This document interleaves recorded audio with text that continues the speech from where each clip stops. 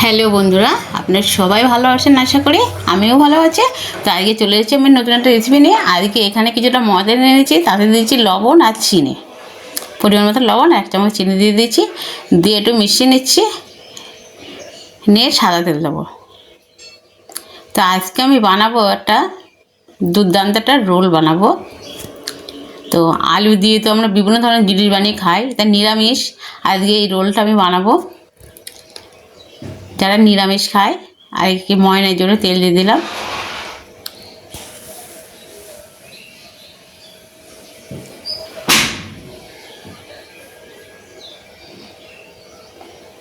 ময়নটা দেবো হয়ে গেছে।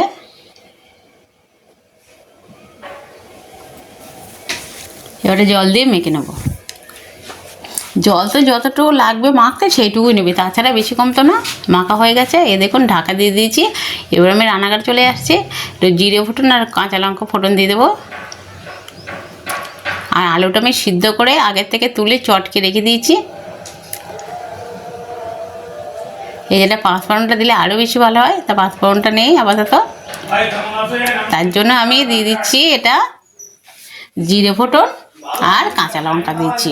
আর এই যে এখানে আমি কিছুটা আলু আমি সিদ্ধ করে রেখে দিয়েছি মেখে, সেই আলুগুলোকে দিয়ে দিচ্ছি। দিয়ে এবারে এই দেখুন সুন্দর করে আমি চটকে রেখে দিয়েছিলাম। না, ঠান্ডা হয়ে যাওয়ার পরে আলুগুলো সুন্দরভাবে হতে চায় না, নতুন আলু এখন, সেই কারণে আমি আলুগুলো খুব সুন্দর করে চটকে সুন্দর করে মেখে রেখে দিয়েছিলাম। আর এবারে আমি সুন্দর করে এর আলুগুলোর সাথে নাড়াচাড়া দিয়ে নিয়ে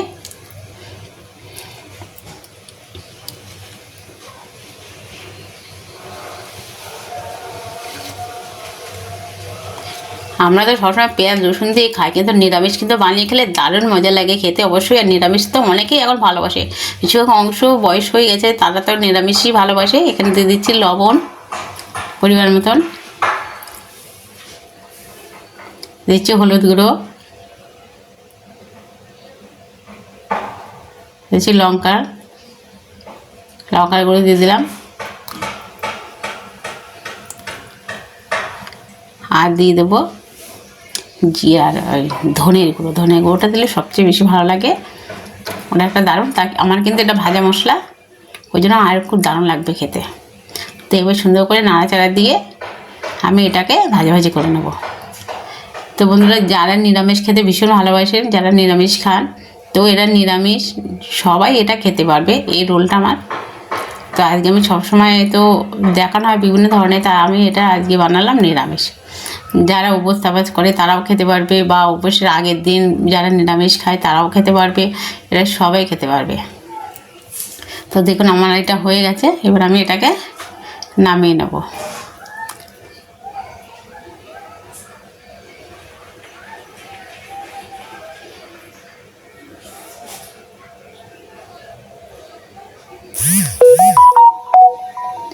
এটাকে তুলে নিচ্ছি, এবার আমি তুলে নেবো হয়ে গেছে। এবারে আমি চলে এসে ওটাকে আমি ঠান্ডা করে নিতে হবে, কিন্তু রোল বানাতে গেলে কিন্তু অবশ্যই, কিন্তু যে আমি পুরটা বানালাম আমি ভেতরে দেওয়ার জন্য, ওটা কিন্তু অবশ্যই ঠান্ডা করে নিতে হবে আলুর পুরটা। এবারে আমি যেটা বানাবো এটা আর একটু সুন্দর করে মেখে নেব, নিয়ে লম্বা লম্বা করে কেটে নিয়ে তারপরে এটাকে বেলে নেব। হাত দিয়ে কেটে নিলে হয়, ছিঁড়ে নিলে, কিন্তু এইভাবে একবার কেটে নিলে আর এক রকম হয়। তো আমি বড় একটা চাকু দিয়ে এটাকে কেটে নিচ্ছি।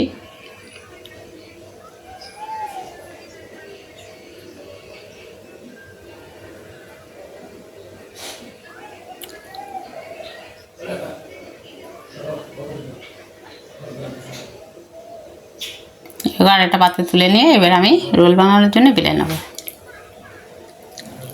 আর এদিকে আমি রোলটা বানানোর জন্য বেলে নিচ্ছি, আর ওইদিকে আমি একটা বাটিতে একটু ময়দা জল দিয়ে গুলে নিয়েছি, মুখটা লাগানোর জন্যই, যাতে মুখটা তেলে দেওয়ার পরে একদম খুলে না আসে, সেই কারণে। আপনারা চাইলে এটা কিন্তু ময়দা দিয়েও বেলতে পারেন, কিন্তু আমি ময়দা দিয়ে বেলবো না, আমি এটাকে এমনি বেলবো। তো এই দেখুন বেলে নিয়েছি। এইবারে আমি এর মাঝখান বরাবর আলুর পুরগুলো দিয়ে দিচ্ছি। একটু সাইড করে দিতে হবে। এবার আমি এই 2 সাইড এটা মুড়িয়ে নিচ্ছি। এইভাবে রোলটা বানালে কিন্তু দারুণ লাগে খেতে বন্ধুরা, আর একবারও বেরিয়ে যাওয়ার কোনো ভয় নেই, কোনো কিছু নেই। আর এই দেখুন আমি যেটা বানিয়ে নিয়েছি আটা গুলে ময়দা আসলে এটাকে এবার এইভাবে ঘুরিয়ে নিচ্ছি। একদম সহজ কিন্তু বানানো একটা রোল। বাড়িতে হঠাৎই অতিথি এসেছে, তো দেওয়ার মতন কিছু নেই, পাশে ভালো দোকানও নেই। এবারে একটা জিনিস তো তার জন্যই অবশ্যই দিতে হবে, কিন্তু সে আবার নিরামিষ খেতে ভালোবাসে, তার জন্য কোনো দোকানে নিরামিষই পাওয়া যাচ্ছে না কোনো জিনিস। তো এটা কিন্তু হঠাৎই বাড়ি বানিয়ে নিতে পারেন আপনারা, অনেক সহজে হয়ে যাবে, অনেক সুন্দর, আর কম খরচে ঘরে থাকা উপকরণ দিয়েই কিন্তু এগুলো বানিয়ে নেওয়া হয়ে যাবে। তো অবশ্যই করে আপনারা কিন্তু এইভাবে বানিয়ে নিতে পারেন। তো আরেকটাও দেখিয়ে দিচ্ছি যে একইভাবে এই দেখুন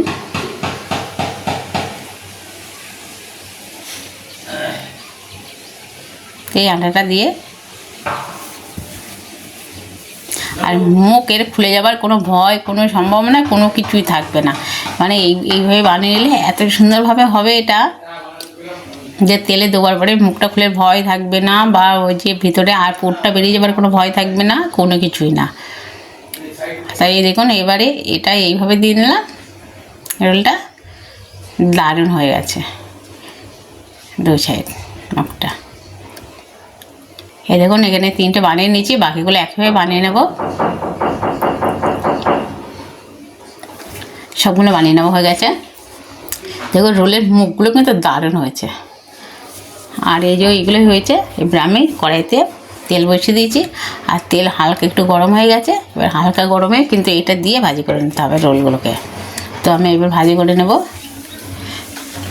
রোলগুলো একে একে সব দিয়ে দিচ্ছি। আমার এই তেলে হাত পুড়ে গেছিলো, ওই জন্য একটু সাবধানে দিতে হচ্ছে, অনেকখানি পুড়ে গেছিলো।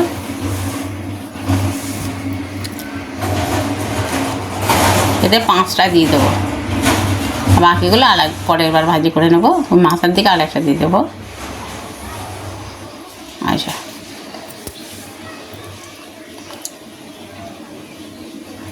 এবারে আমি এক করে উল্টে দিয়েছি, উল্টো পাল্টে একটু ভালো করে ভাজি করে নিতে হবে।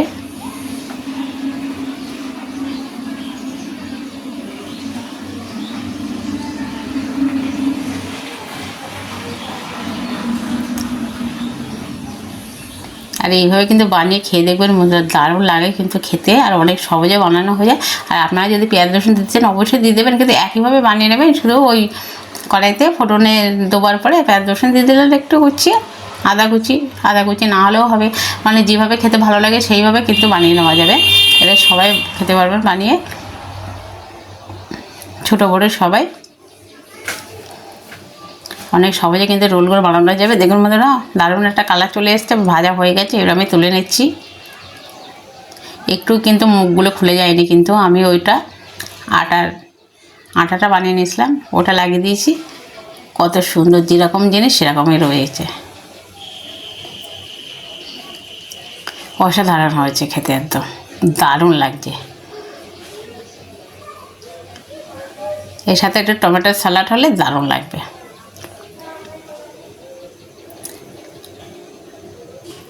বাকিগুলো ছিল সেগুলো আবার বানিয়ে নিয়েছি আমি। এই যে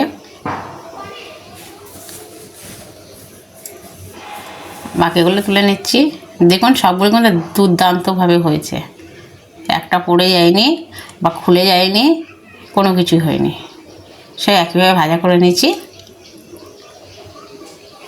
দেখুন রোলগুলো কত সুন্দর হয়েছে, মুখগুলো কতটা সুন্দর, কতটা ভালো লাগছে দেখতে। তো যদি ভালো লেগে থাকে অবশ্যই করে একটু শেয়ার তো বেশি করে দেবেন, আর লাইক কমেন্ট শেয়ার করতে ভুলবেন না। আর যে সকল বন্ধুরা এখনও নতুন আছেন একটু সাবস্ক্রাইব করে দেবেন, আর